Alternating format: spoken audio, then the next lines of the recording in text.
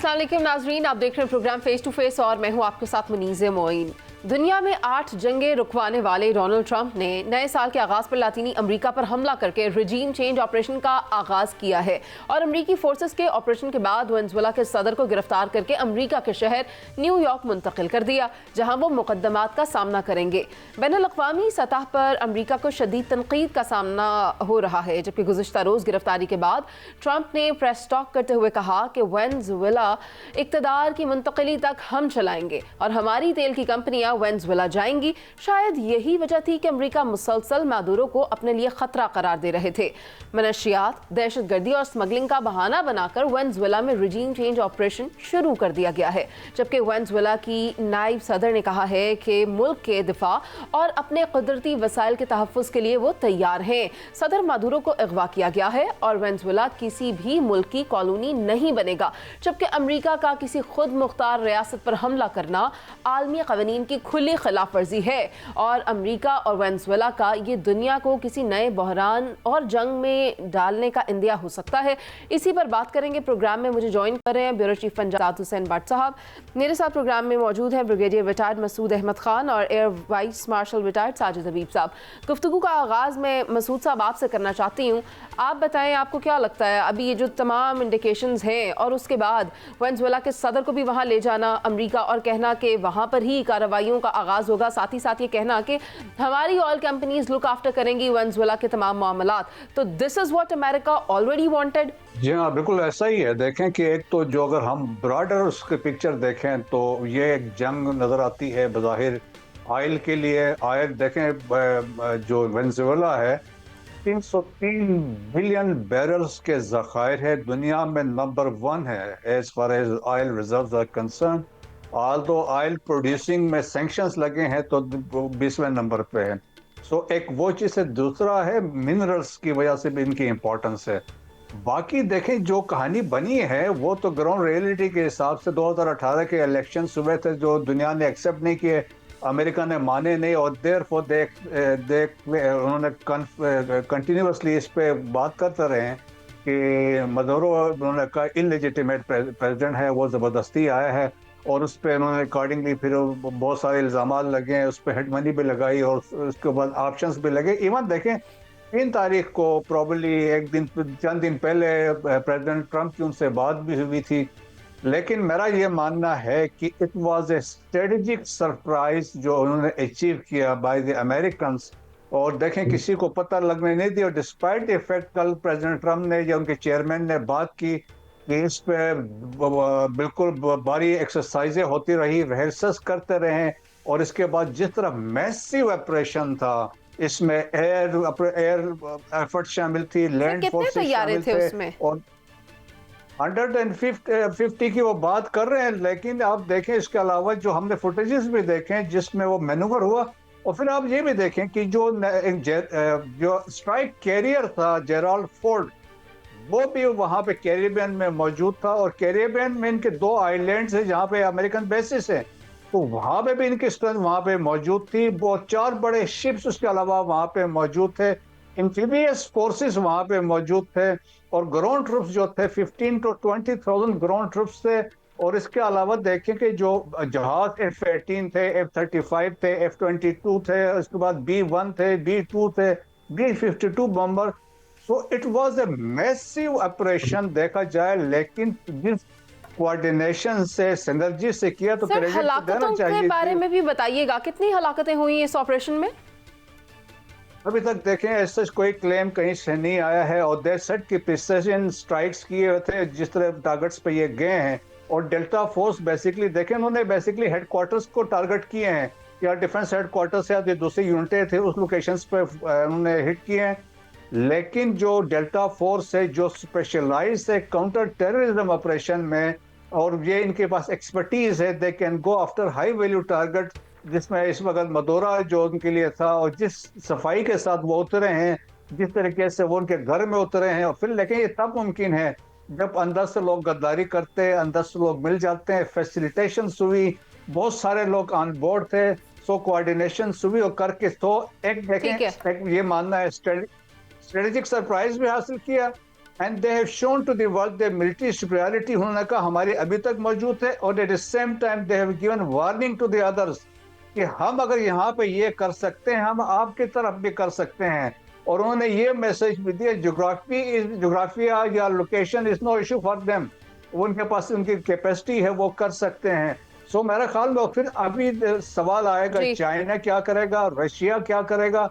सो बहुत बड़ा सारा क्वेश्चन है, लेकिन एक प्रेसिडेंट सेट हो गया है और इसको लोग बाकी भी इसका इनिशिएटिव लेंगे। और जहां तक हलाकतों की बात है सर, इंटरनेशनल न्यूज़ एजेंसीज के तहत कहा यह जा रहा है तकरीबन 40 के करीब हलाकतें इस ऑपरेशन में हुई भी हैं। मैं चाहती हूँ air vice marshal retired Sajid Habib Sahab भी साथ हैं। सर आप मुझे बताएं, एंटोनियो गुतेरेस ने क्या करना है, क्योंकि यूएन के जो चार्टर है उसकी खिलाफ वर्जी कोई एक बार तो नहीं हो रही, होती ही चली जा रही है, मगर कुछ किया नहीं जा रहा यूएन की जानिब से। अब आप वेनेजुएला वाली सिचुएशन ही देख लें, और अगर हम वेनेजुएला की बात करें तो यहाँ पर आप देखें कि जो वाइस प्रेसिडेंट हैं उन्होंने चार्ज तो संभाल लिया है, लेकिन अमरीकी सदर क्या उनको एक्सेप्ट करेंगे वहाँ पर इस वक्त हुकूमत करने के लिए? उसके बाद क्या हो सकता है, क्या उनको भी टारगेट किया जाएगा?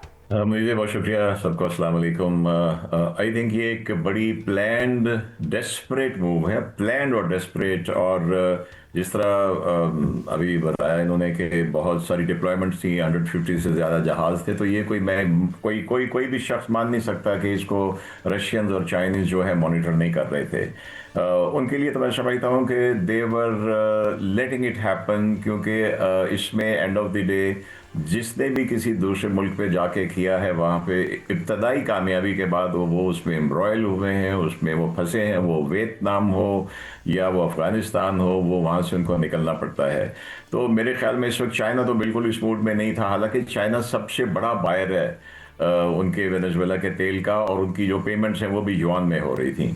तो कमिंग टू युआन, मैं समझता हूँ कि जैसे बहुत सारे और भी एनालिस्ट आज कह रहे हैं, and I agree to that, कि ये पेट्रो डॉलर की जो हेजेमनी ख़त्म हो रही है, ये उसको रोकने की एक डेस्परेट मूवमेंट है, लेकिन ये रुकेगी नहीं। एंड ऑफ द डे ये होगा कि जिन ममालिक जैसे ईरान इसमें कर रहा है, रशिया कर रहा है, अब उनके इवन जो बैंकिंग कोड जिसमें डॉलर्स और मनी एक्सचेंज होती है सारी दुनिया की होती थी, जिसमें जो स्विफ्ट कोड था उसकी जगह चाइनीज़ ने अपना सिप्स कोड बना लिया है और उसके ज़रिए पेमेंट्स हो रही हैं। ये चीज़ें रुकेगी नहीं। अब क्या था कि वेनेजुएला ये चीज़ें एक्सेप्ट कर रहा था, वेनेजुएला ब्रिक्स में जाने के लिए उसने अप्लाई किया हुआ था, और वेनेजुएला का ईरान के साथ जो है कनेक्शन उनके साथ बन रहा था, they were moving towards that side. तो मेरे नज़दीक पहली बात तो ये कि एक डेस्परेट मूव है अमेरिका की पेट्रो डॉलर्स को बचाने के लिए। अब हम सिंपली अगर लेमैन ज़बान में देखें, हमने अमेरिका से अगर हमने कोई चीज़ अमेरिका ने हमसे ख़रीदी है तो वो जितने मर्जी डॉलर छाप के दे दे, हमारे लिए वो पेपर करेंसी वैल्यू करती है कि अमेरिका की, because it is the money.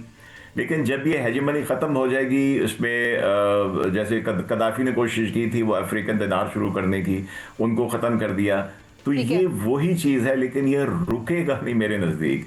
ये सिलसिला अब जो क्या अमेरिकी सदर डोनाल्ड ट्रंप अपने अहदाफ को हासिल कर लेंगे, जबकि वहाँ पर जो वाइस प्रेसिडेंट इस वक्त मौजूद हैं वो इख्तलाफ रखती हैं और अमेरिका की जो जानिब से ये जो अटैक किया गया उसको एट्रॉसिटी डिक्लेयर करती हैं और ये कहती हैं कि history will never forgive you. तो एक सख्ती देखने में आ रही है। आपको लगता है कि कोई इख्तलाफात हो सकते हैं अमरीकी सदर को इस वक्त जो वहाँ पर वाइस प्रेसिडेंट मौजूद है? मुझे पहली बात है, ब्रिगेडियर साहब ने जैसे कहा कि अंदर की मदद के बगैर ये चीज़ हो नहीं सकती, वो शकील आफरीदी हो या कोई और हो, उसके बगैर हो नहीं सकता। जो अभी तक इनकी न्यूज़ आ रही है उसमें CIA ने जो इनके सदारती महल के जितने सिक्योरिटी वाले थे उन सबको ऑलरेडी अपने साथ मिलाया हुआ था, तो ये उसके बगैर तो हो नहीं सकती। लेकिन नॉट दैट कि हर कोई वेनेजुएला का बंदा जो है, ये उनके जो बाशिंदे हैं, they would like to welcome mister Trump, he is going to वो स्कॉगमायर में उस दलदल में फंसेंगे। और लेकिन ये डिपेंड करता है कि फौरी तौर पे तो नहीं होगा, लेकिन आहिस्ता आहिस्ता ये चीज़ें निकलेंगी। ट्रम्प इनिशियली तो वो कर लेंगे और उनकी कोशिश होगी कि मिनिमम पॉसिबल टाइम में वो जितना, देखें ना उनकी एक कंपनी को ऑलरेडी आज ही उस कंपनी ने अपना ट्वीट किया है कि हमें we have been American company को they've been called back to Venezuela. अब अमेरिका का क्लेम ये है कि 100 साल पहले ये सारी जो इनकी वेनेजुएला की ऑयल थी ये हमने एक्सप्लोरेशन की थी, या बाद में ह्यूगो चावेज ने और बाद वालों ने इसको नेशनलाइज करना शुरू किया। अच्छा। तो इनिशियली तो शायद ये कर ले, लेकिन not in the long run. और ये फ़ायदे में भी नहीं होगा क्योंकि मजम्मती बयानात भी मुख्तलिफ ममालिक की जानिब से सामने आ रहे हैं। ऐसे में शहजाद हुसैन भट्ट साहब, आप देखें अमरीका का ये जो इक़दाम है उस पर तो बरतानिया ने भी कह दिया है कि हम इसको सपोर्ट नहीं कर रहे थे। तो अब आपको क्या लगता है कि क्या दुनिया यूनिपोलर से मल्टीपोलर पर शिफ्ट हो रही है? देखें मुनीज़ मोइन साहबा, बात सिर्फ ये है कि अमरीका ने वेनेज़ुएला पर महदूद नवीयत की फ़ौजी कार्रवाई कर दी। तहम जो आज़ाद आलमी मीडिया है उसके मुताबिक ज़मीनी यलगार या तवील जंग की तस्दीक तो ताहाल अभी तक वैसे हो नहीं सकी है। ये सिर्फ ट्रंप का दावा है, ट्विटर पर आ रहा है, तस्वीर जारी कर रहा है कि हम आए हैं और जहाज़ हेलीकॉप्टर से उठाया, फिर बहरी बेड़े पर बिठाया और ले गए और सदर निकोलस मादुरो और इसकी एहलिया सीलिया फ्लोरेस को यूं करके ले गए जैसे मुझे लगता है कि कोई उकाब आया है और खरगोश को छत से उठाया है उसने और खरगोश को लेके वो उड़ता हुआ उकाब चला गया है। ये मुझे समझ आई है आसान ज़बान में।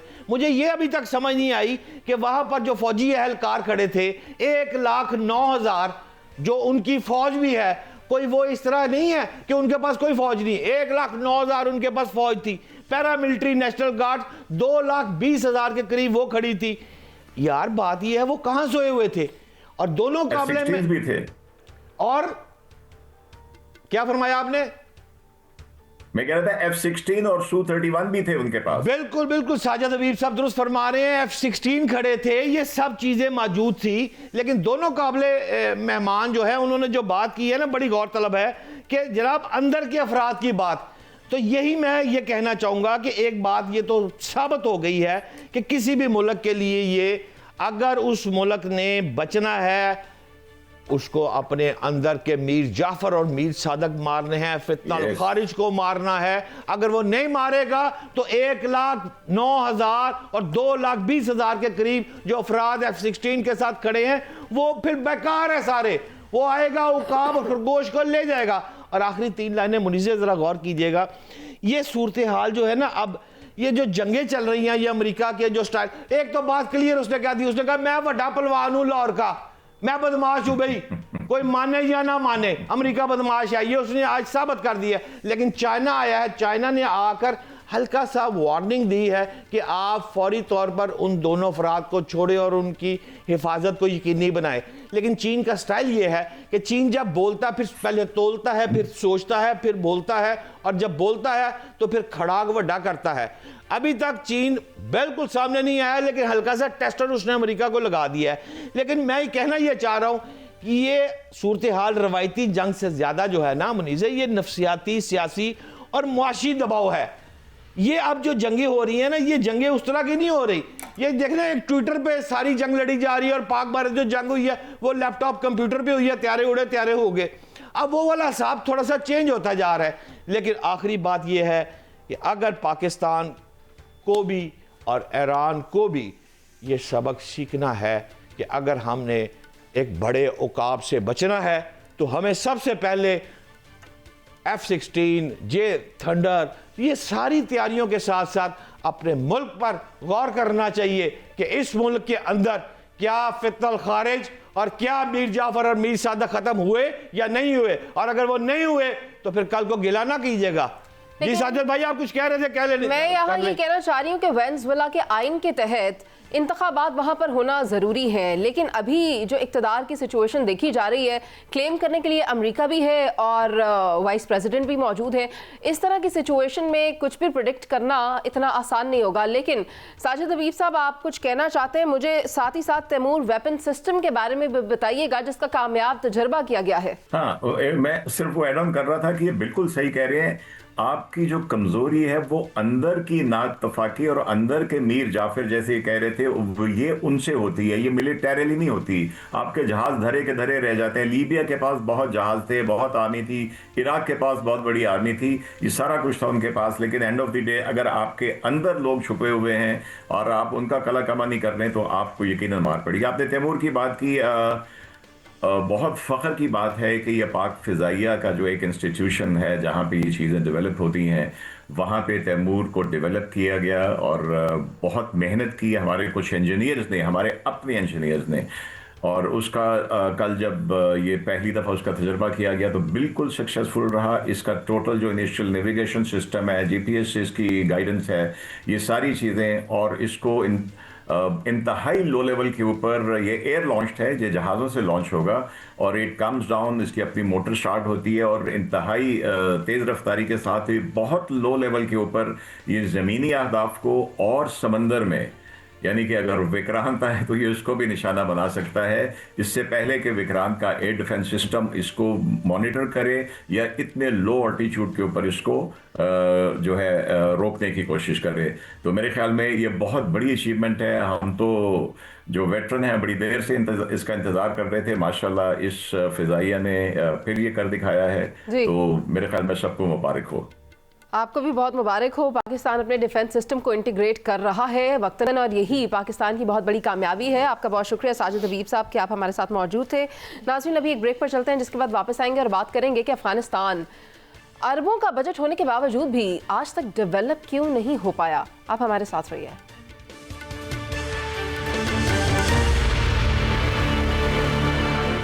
वेलकम बैक नाजरीन। अफगानिस्तान की अगर बात करें तो अभी तक हठ धर्मी पर कायम है, जिसकी वजह से मगरबी बॉर्डर को लेकर पाकिस्तान और अफगान तालिबान के दरमियान मामलात डेडलॉक का शिकार हैं। टीटीपी की कार्रवाइयों से पाकिस्तान के शहरी, अफवाज पाकिस्तान के जवान शहीद हो रहे हैं, जिसकी जिम्मेदारी अफगान हुकूमत कबूल करने से इनकारी है।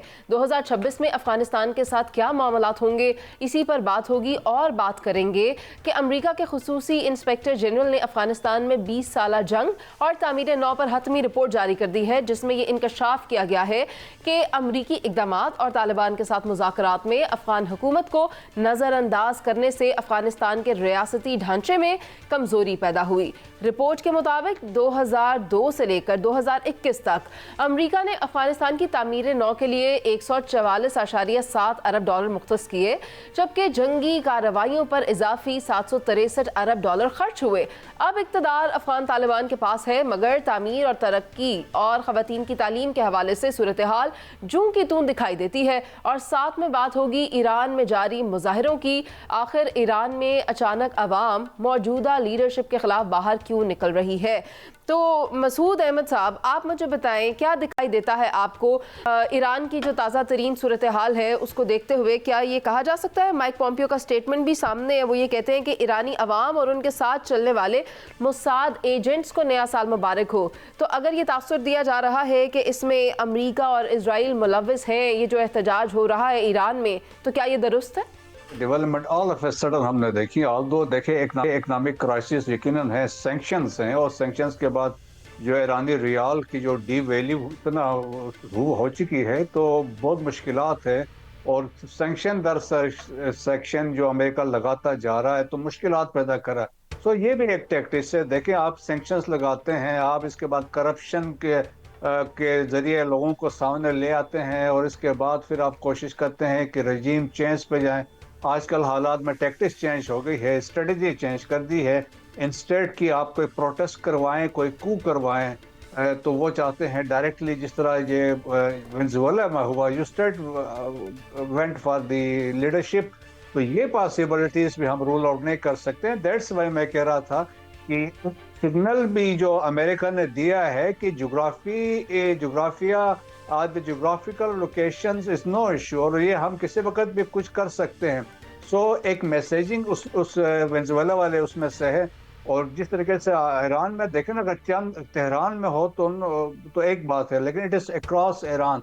और इवन प्राइम के जो प्रेसिडेंट मसूद ने बात की है, तो वो तो कह रहे थे कि हम किसी पे इल्ज़ाम नहीं लगाते हैं, लेकिन हमें अपने मसाइल हैं, हमें उनको एड्रेस करना चाहिए। लेकिन मेरे ख्याल में डेवलपमेंट सीरियस है, एक प्रेसिडेंट सेट हो चुका है, फ्यूचर में ये हो सकता है। और जिस तरीके से देखें, एक जब आपने प्रेसिडेंट सेट किया तो इजराइल भी अपनी मनमानी कर सकता है किसी वक्त भी।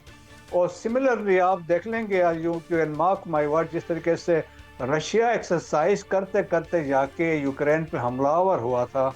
उन्होंने शुरू में यही कि हम एक्सरसाइज करें, सब्सिक्वेंटली दे वेंट इनसाइड और डनबॉस रीजन को ऑक्युपाई कर लिया था। सिमिलरली चाइनीज ने 2022 से 25 के दरमियान में ये 5th ड्रिल्स किए हैं अराउंड ताइवान, और फुल फ्लैश वो रिहर्सल्स किए हैं उन्होंने। तो एक दिन आप देखेंगे सिर्फ हेल्सेस करते हुए they will inter into Taiwan में चले जाएंगे। सो एक प्रेसिडेंट सेट हुआ है, और जिस तरीके से हालात है, मेरा ख्याल में अगर ये चीज़ें एड्रेस नहीं करते हैं तो ईरान के लिए मुश्किलात हो सकती हैं। सर, रशिया ने कितने दिन ये वॉर प्रैक्टिसेस की थी और उसके बाद यूक्रेन में इंटरवीन किया था, ताकि इस बात का अंदाज़ा लगाया जा सके कि चाइना ने ये जो ड्रिल्स हैं किए और ये कितनी देर में ताइवान को इंटरवीन कर सकते हैं? देखें, जिस तरीके से रशिया ने ऐसे किया, जब पहले उन्होंने मूव ट्रुप्स के किया तो उस पर भी लोगों ने एतराज़ किया, अलार्म वाज रेज कि ये कितने फोर्सेस क्यों मूव करा रहे हैं टुवर्ड्स डॉनबास रीजन। तो दे सेड कि हम बॉर्डर पे एक्सरसाइज कर रहे हैं, और फिर अकॉर्डिंगली बॉर्डर्स पे आके एक्चुअल डिप्लॉयमेंट करके उन्होंने एक्सरसाइज स्टार्ट किया। और एक्सरसाइज का मतलब था अपनी प्रेजेंस, अपने मुस्तहकम की ऑल अलोंग ईस्टर्न बॉर्डर जो यूक्रेन पे था। और वन फाइन मॉर्निंग उन्होंने कहा एक्सरसाइज करते हुए straight away they went into eastern Ukraine, क्योंकि वहाँ पे भी ये हालात इसलिए ज़्यादा फेवरेबल थे रशिया के लिए। ईस्टर्न जो यूक्रेन है तमाम रशियन ओरिजिन के लोग हैं, तो देयरफॉर दे फैसिलिटेटेड वो अंदर आके आज ईस्टर्न लद्दाख जो कि यूक्रेन है अब 20%। ठीक है, यानी आप कहना चाह रहे हैं similar is the case with China and Taiwan. Shahzad Hussain Bhatt साहब, आप देखें सर, भट्ट साहब भी साथ हैं। भट्ट साहब, आप देखें कि रिजीम चेंज के नारे तो सुनने में आ रहे हैं ईरान में, लेकिन ईरानी हुकूमत ये कहती है कि हमारे दाखिली मामलात में हमें बैरूनी मुदाखलत नहीं चाहिए है। मगर आपको क्या लगता है इस एहतजाज के पीछे खालिस्तन क्या वजह है? क्या मईशत की बदहाली वजह है? क्या रीजंस हो सकते हैं? देखें मुनीज़ मोइन साहब, बात यह है कि आप इसको दो अंदाज से देखें। पहले आप देखें कि अमरीकी सदर ट्रंप कह रहा है कि ईरानी मुजाहिरीन की मदद के लिए मुदाखलत का ऐलान करते हुए कहता है कि मुजाहिरीन पर गोली चलाई, उन्हें हलाक किया तो अमरीका मुजाहिरीन को बचाने के लिए आगे आएगा। और उसका कहना है कि अमरीका ने निशाना बांध लिया है, किसी भी इकदाम के लिए तैयार है। ये उसका वर्शन आ गया। अब दूसरा वर्शन देखें, जो ईरान के सुप्रीम लीडर आयतुल्लाह ख़ामेनी ने हफ्ते के रोज़ ये जो दिया है बयान कि फसादी अनासर को इनकी जगह दिखाना ज़रूरी है। अच्छा, ये बयान थोड़ा सा लेट ज़रूर है, लेकिन आया तब है जब 10 अफराद हलाक हो चुके थे, तो बयान फिर सामने आया है। मैं कहना ये चाह रहा हूँ कि अवामी तबसरे जो हो रहे हैं इस वक्त, ख़राब मौशियत है, एहतजाज सामने आ रहा है, और ये एहतजाज 2022 में भी इसी तरह ईरान में हुआ था। ईरान मुसलसल चल रहा है कि ईरान पर पाबंदियाँ लगती हैं, ईरान जंग में जाता है, ईरान फिर बहाल हो जाता है। और ये मेरा ख्याल है अमेरिका के साल, आप अगर देखें ना, 47 का फिगर है, आप ज़रा गौर करें कि 47 का फिगर है क्या। ईरानी हुकूमत का जो इनकलाब आया उसको 47 ईयर हो गए। अच्छा, ये 47 ईयर ईरान के हो गए, तो ट्रंप की जो हुकूमत है अमेरिका के, ये 47वें सदर है। ये महज इत्तफाक हो सकता है, लेकिन ये 47 का जो फिगर आ रहा है दोनों तरफ से, यानी 4 दहाइयों से ईरान और अमेरिका की ये मोहब्बत जो है ये परवान चढ़ रही है। लेकिन अभी तक बात जंग होने के बावजूद अभी तक ये गीदड़ भभकियाँ जो है ना, ये वेनेजुएला की जो बात आई है, ये भी असल वो कहता, पंजाबी में कहता मुनीज़ कहना तीनू सुनाना नू नू, ये नू उसकी ईरान है, उसको सुनाया जा रहा है और वेनेजुएला पे हमला कर रहा है। आपकी बात से इत्तफाक करती हूँ, लेकिन हमें अभी ज्वाइन किया है साबिक सफ़ीर हैं डॉक्टर जमील अहमद खान, उनको भी शामिल गुफ्तगू करना ज़रूरी है। जहाँ आप पाकिस्तान की इंटेग्रिटी की, सोवरेनिटी की और पावरफुल होने की बात कर रहे हैं, ऐसे में एक रिपोर्ट सामने आई है अमरीकी इंस्पेक्टर जनरल की, जो अफगानिस्तान में अमरीका की 20 साल कारकर्दगी के हवाले से है।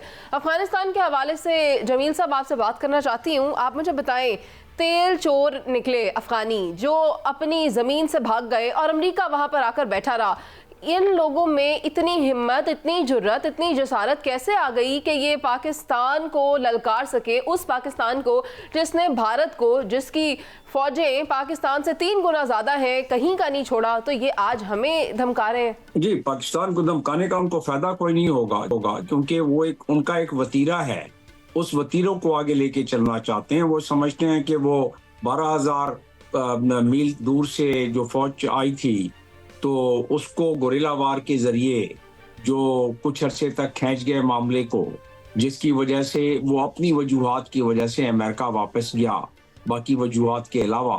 तो पाकिस्तान को तो इंच इंच का पता है, पाकिस्तान को हर शय का पता है अफगानिस्तान के, पाकिस्तान के मुसल्लह अफवाज, पाकिस्तान की इंटेलिजेंस, पाकिस्तान के लोग वहाँ के लोगों को बेहतर समझते हैं, वहाँ की सरजमीन को समझते हैं, वहाँ की वारफेयर को समझते हैं। लिहाजा पाकिस्तान के लिए ये काम मुश्किल नहीं होगा जितना कि अमेरिका के लिए था। पहली चीज़ तो ये, लेकिन साथ में ये भी मैं बतलाता चलूँ कि अमेरिका और पाकिस्तान की प्रायोरिटीज़ में फ़र्क है। पाकिस्तान ये समझता है कि अफगानिस्तान के अवाम पाकिस्तान के लिए वो उनकी बहुत सारी कदरें मुश्तरक हैं और अफगानिस्तान की अवाम को कोई किसी किस्म का नुकसान नहीं चाहते हैं, उनके इंटरेस्ट को। अफगान पहले ही अफगानिस्तान 434 डॉलर के हिसाब से पर कैपिटा उनका इनकम है, दुनिया का गरीब तरीन मुल्क है वो, और वहाँ भूख और अफलास ने डेरे डाले हुए हैं। तो अफगानिस्तान के लिए तो बहुत सारी मसाइब और मुसीबतें आम आवाम के लिए इन तमाम मामलों से बढ़ते जा रहे हैं, जो कि तालिबान का जो पॉलिसी चल रही है, तालिबान ने जो अपने वादे किए, अपने ईफे किए, तालिबान ने दोहा एग्रीमेंट के हवाले से, उस लिहाज से भी तालिबान उस पे पूरा नहीं उतर रहे हैं। तो क्या कर रहे हैं, अपने अवाम को तकलीफ और अजियत पहुंचा रहे हैं। तो अभी रहा सवाल अमेरिका का, ये बात हकीकत है कि अमेरिका ने जो 150 बिलियन के 161 बिलियन के करीब जो रकम खर्च की, उसमें से साजो सामान के लिए, उसमें से उनकी इंफ्रास्ट्रक्चर के लिए, उसमें से उनकी तरबियत के लिए, चाहे वो हेल्थ सेक्टर हो, एजुकेशन सेक्टर हो, इंफ्रास्ट्रक्चर, कोई भी सेक्टर का नाम ले लें, तो बहरहाल पैसे तो खर्च किए अमेरिका ने। और पैसे जब खर्च किए तो जो उसके सम्राट थे वो क्यों नहीं पहुंच सके लोगों तक क्यों नहीं पहुंच सके। चले जो साजो सामान था, जो मिलिट्री के मामला थे, उसको अगर हम एक तरफ रख दें तो उसकी तो 50% भी नहीं थी कॉस्ट। बाकी कॉस्ट जो थी वो तो वहां के लिए एक डेवलपमेंट की कॉस्ट थी, वहां की कैपेसिटी बिल्डिंग की कॉस्ट थी, वहां के मुख्तलिफ सेक्टर्स को जो बेहतर बनाया गया उसकी कॉस्ट थी। तो उस कॉस्ट में से पैसे अगर गायब हो जाएं और उस कॉस्ट के पैसे जो हैं वो फिजल आउट हो जाए तो जाहिर है वो तो अवाम की हक पर एक डाका हुआ।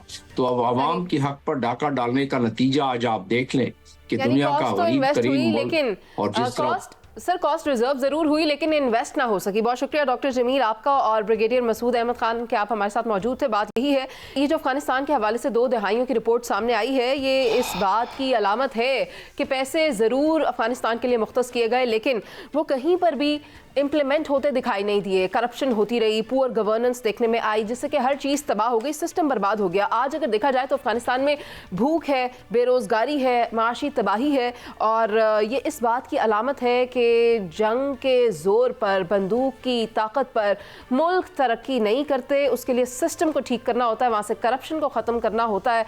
कुछ अवामिल होते हैं जो मिलकर काम करते हैं लेकिन अफगानिस्तान में हर चीज़ गायब दिखाई दी है। अभी प्रोग्राम में एक ब्रेक शामिल करते हैं जिसके बाद वापस आएंगे और बात करेंगे कि पाकिस्तान में सियासी मामलात किस तरह से जारी और सारी हैं। हमारे साथ रहिए।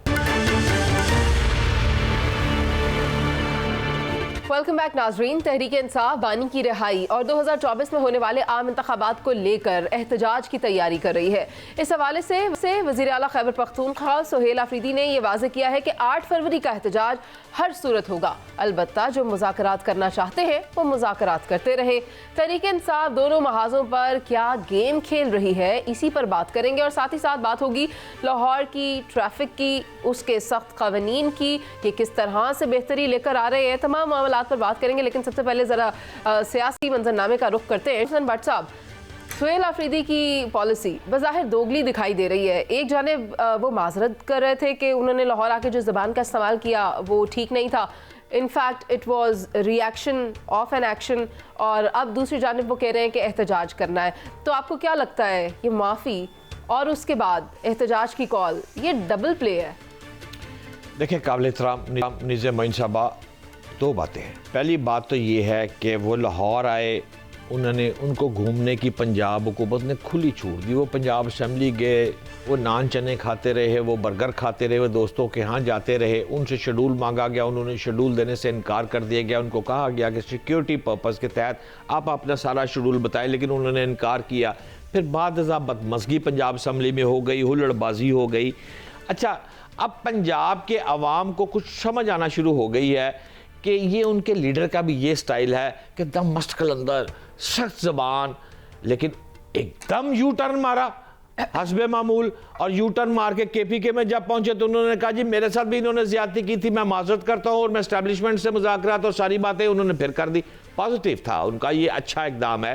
केपीके का जो सीएम है बड़ा आदमी होता है और उसको इसी तरह की गुफ्तगू करनी चाहिए। लेकिन सवाल क्या है? सवाल अब ये है कि अब पंजाब हुकूमत ने, मैं आपको खबर दे रहा हूँ कि मुकम्मल तैयारी कर चुके हैं और पंजाब, लाहौर समेत पूरे पंजाब में ये जो दोबारा है ना 9 मई जैसा वाकया, ये अब करने की इजाज़त नहीं दी जाएगी।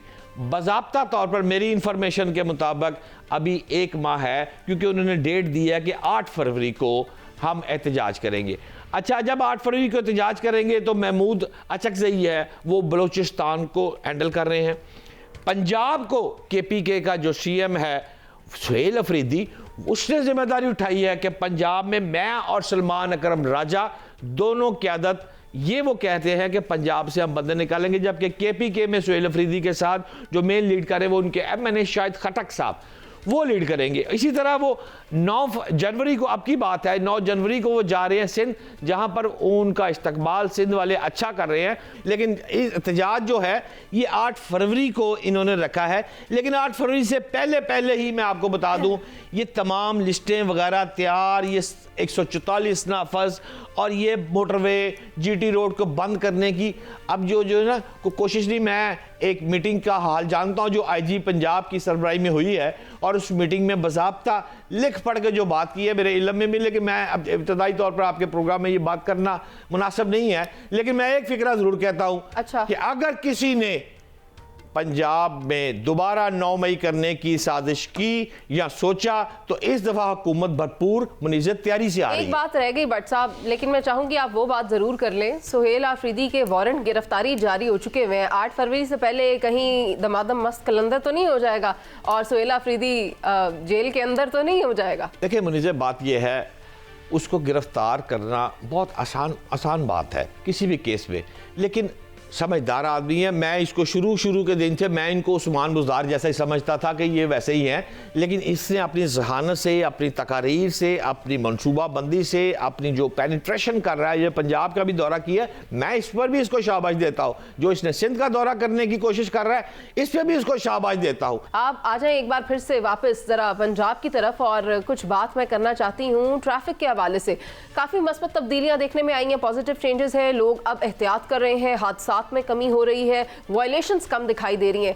ट्रैफिक का जो सिस्टम है 2025 में, अब आप मुझे बताएं आप इसे किस तरह से देख रहे हैं? अब तो हम 26 में दाखिल हो गए, लेकिन 25 में हमारी अचीवमेंट्स क्या रही? देखिए मुनीज़े, अगर आप बात करेंगी 2025 की बात करेंगी, अभी जो साल गुजरा है, तो उसमें मैं आपको फिगर दे देता हूँ, 1 करोड़ 25 लाख से ज़ायद ट्रैफिक चालान किए गए। 1 करोड़ 25 लाख, लाखों की बात नहीं कर रहा मैं, करोड़ तक चला गया हूँ। 1 करोड़ 25 लाख से ज़्यादा ट्रैफिक चालान किए गए और बिला इम्तियाज़ कार्रवाइयाँ की गई है। इस पर हम सीटीओ ट्रैफिक को, पंजाब हुकूमत को, तमाम अहलकारों को जो सड़कों पर बेचारे दिन रात खड़े रहते हैं, हम उनको सल्यूट पेश करते हैं, ऐसी बात नहीं है, हम उनके साथ हैं। लेकिन सवाल यहाँ पर 2 है। पहली बात तो मैं आपको ये कहूँगा कि मोटरसाइकिल सवारों को 60,55,000 से ज़ायद चालान के टिकट जो है वो जारी कर दिए गए। अच्छा, मोटरसाइकिल सवारों को 23 लाख से ज़ायद चालान जारी हुए, कोई हेलमेट ना पहनने की, और लंबी डिटेल है। ओवरऑल पंजाब की बात कर रहे हैं या लाहौर की बात कर रहे हैं आप? देखिए, मैं आपसे जो बात कर रहा हूँ कि सूबे भर में, पंजाब के सूबे भर में 1 करोड़ 25 लाख से ज़ायद ट्रैफिक चालान इन्होंने किए हैं। ठीक है। अच्छा, मैं अब ये आता हूँ, यार चालान करो, मुझे कोई इतराज़ नहीं, डिसिप्लिन होना चाहिए। मैंने अगर बेल्ट नहीं लगाई तो शहजाद बाट ला लो थल्ले गड्डी, तो कोई बुराई वाली बात नहीं। यार, जो आप जिस तरह जाके गाड़ी खड़ी करते हैं, एक टायर भी हल्का सा ऊपर आ गया, आपने खड़िच फोटो ला ली, सेफ सिटी से आपके घर आ जाएगी, और जो आधी तो लाइंस हैं उनके ऊपर निशानात ही नहीं है। एक बात। दूसरी बात, क्या ख्वाजा सराब मैंने सड़कों से गायब करने हैं वो मोटरसाइकिल? मैं रात, ईमानदारी से आपको रात की बात बता देता हूँ। मैं एक इन्फॉर्मेशन दूं इसमें, कहा यह जा रहा है कि जिस चौक पे आपको बेकारी और ये लोग नजर आएंगे, उसका चालान वहां पर मौजूद ट्रैफिक वार्डन जिसकी ड्यूटी है उसके नाम का कटेगा। मुनीज़े, मैं आपको रात को इकबाल टाउन मून मार्केट की बात कर रहा हूँ, लाहौर शहर की। मैं आपको बरकत मार्केट की बात कर रहा हूँ, गार्डन टाउन की, जहाँ पर मैंने खुद देखा, मेरी गाड़ी खड़ी थी, मेरे साथ एक लड़की थी और एक उस भाई था, उसके बहन थी, दोनों मोटरसाइकिल पर आ गए।